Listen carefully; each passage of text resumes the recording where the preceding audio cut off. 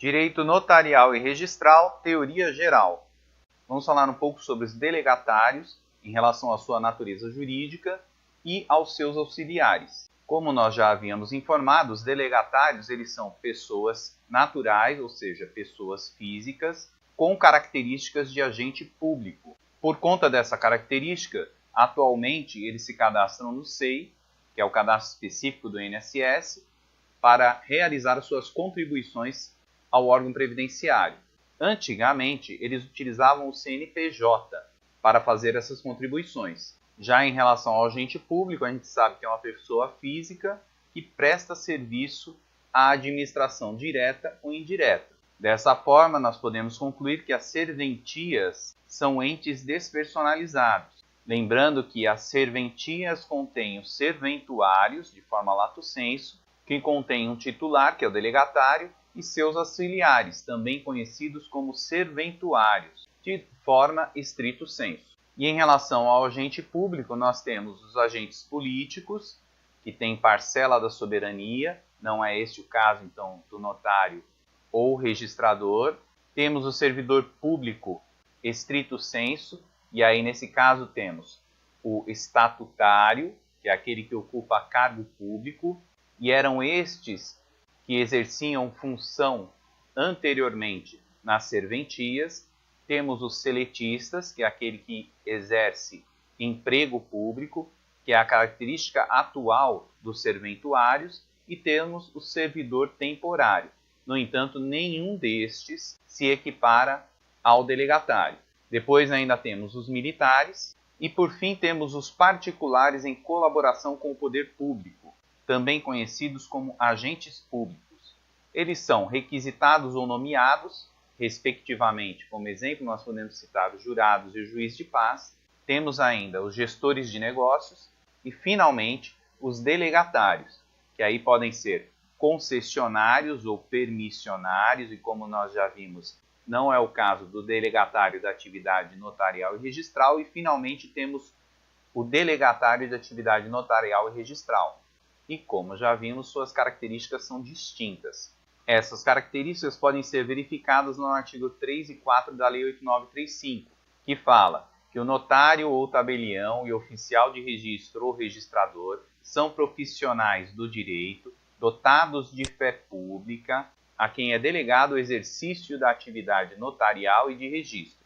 No artigo 4º, ele ainda arremata que os serviços notariais de registro serão prestados de modo eficiente e adequado, em dias e horários estabelecidos pelo juízo competente, atendidas as peculiaridades locais, em local de fácil acesso ao público e que ofereça segurança para o arquivamento de livros e documentos. E o parágrafo 1º arremata que os serviços de registro civil das pessoas naturais será prestado também nos sábados, domingos e feriados, pelo sistema de plantão.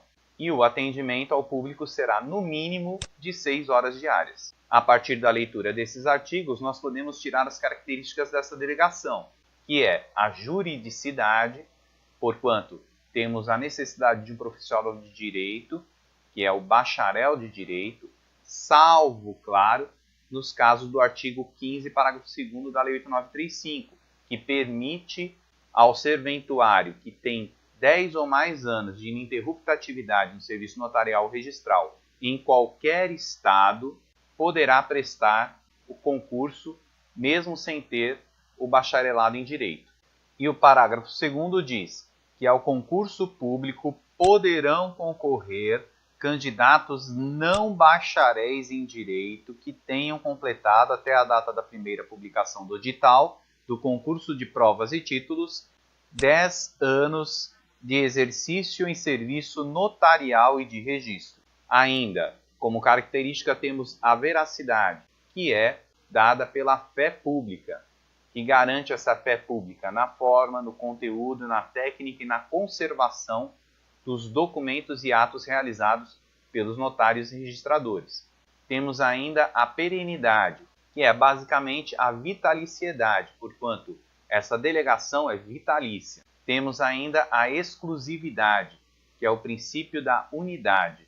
Lembrando que esse princípio ele é mitigado em algumas situações. E aí, nas aulas específicas de cada serventia, nós vamos ver isso.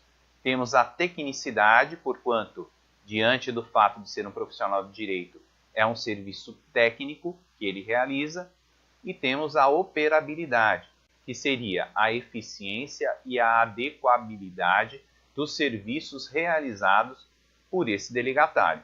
Portanto, nós podemos perceber que esse cargo é um cargo sui generis, que tem características do direito privado e do direito público. É importante salientar ainda que os delegatários podem contratar auxiliares, também conhecido como prepostos, ou como nós já vimos, são os serventuários, nos termos do artigo 20 da Lei 8935. E o artigo 20 fala: os notários e os oficiais de registro poderão, para o desempenho de suas funções, contratar escrevente, dentre eles, escolhendo os substitutos e auxiliares como empregados, com remuneração livremente ajustada e sob o regime da legislação do trabalho. Lembrando que em cada serviço notarial de registro haverá tanto substitutos e escreventes e auxiliares quantos forem necessários, a critério de cada notário ou oficial de registro. Os notários e os oficiais de registros encaminharão ao juízo competente os nomes dos seus substitutos, e os escreventes poderão praticar somente os atos que o notário ou oficial de registro autorizar. Os substitutos poderão, simultaneamente com o notário ou oficial de registro, praticar todos os atos que lhes sejam próprios, exceto, nos tabelionatos de notas, lavrar testamentos. E dentre os substitutos, um deles será designado pelo notário ou oficial de registro para responder pelo respectivo serviço nas ausências e nos impedimentos do titular. E até a Lei 8935, o regime jurídico trabalhista dos serventuários ou prepostos era o estatutário, nos termos do artigo 48 da Lei 8935, que diz que os notários e os oficiais de registro poderão contratar, segundo a legislação trabalhista, seus atuais escreventes e auxiliares em investidura estatutária ou em regime especial, desde que estes aceitem a transformação de seu regime jurídico em opção expressa no prazo improrrogável de 30 dias contados da publicação desta lei. Ocorrendo a opção, o tempo de serviço prestado será integralmente considerado para todos os efeitos de direito. E não ocorrendo a opção, os escreventes e auxiliares de investidura estatutária ou em regime especial continuarão regidos pelas normas aplicáveis aos funcionários públicos ou pelas editadas pelo Tribunal de Justiça respectivo, vedadas novas admissões por qualquer desses regimes, a partir da publicação desta lei.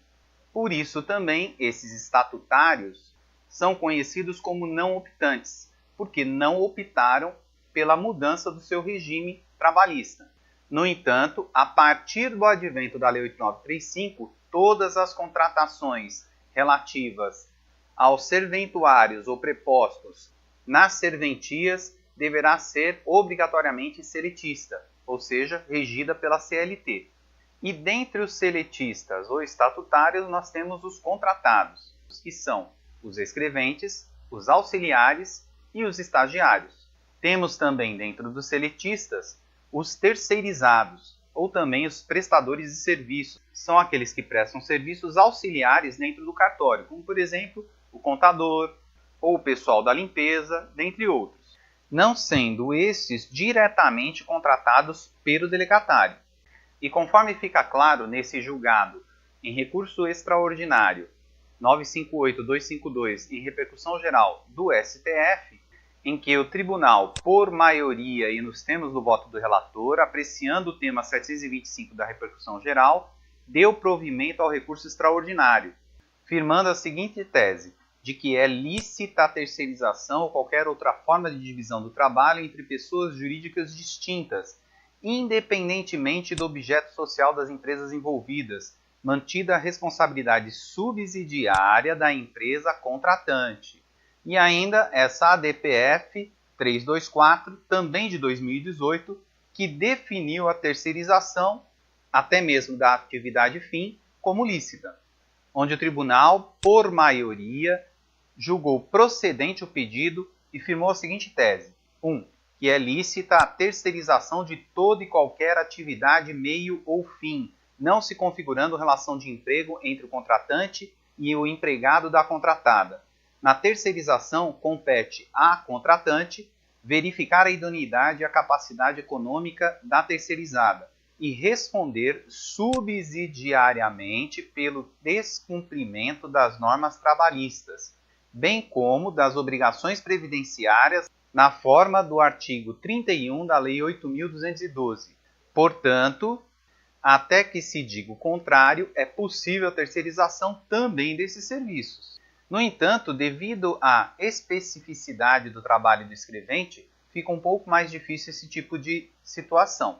Dessa forma, como falamos, teremos entre os contratados, os escreventes, os auxiliares e os estagiários. Em relação às suas funções, os auxiliares eles não escrituram atos, eles somente auxiliam os escreventes. Já os escreventes podem escriturar atos autorizados. Portanto, eles precisam de autorização específica para exercer suas funções.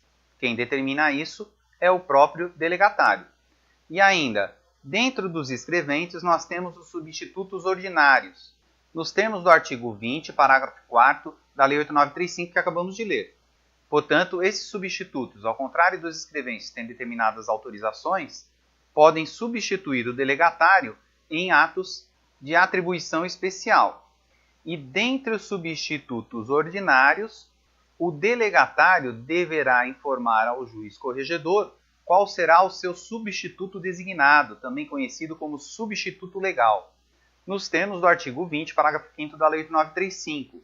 Lembrando que o substituto designado ele é apto a fazer todos os atos que o delegatário faz, tirando algumas situações pontuais que serão vistas mais à frente. Em regra, ele faz tudo o que o delegatário faz. Portanto, ao contrário dos escreventes, os substitutos têm autorização para subscrever todos os atos, tendo o substituto ordinário algumas atribuições especiais e sendo o substituto designado aquele que substitui efetivamente o delegatário em suas ausências e tem todos os poderes que são atribuídos àquele, salvo algumas exceções.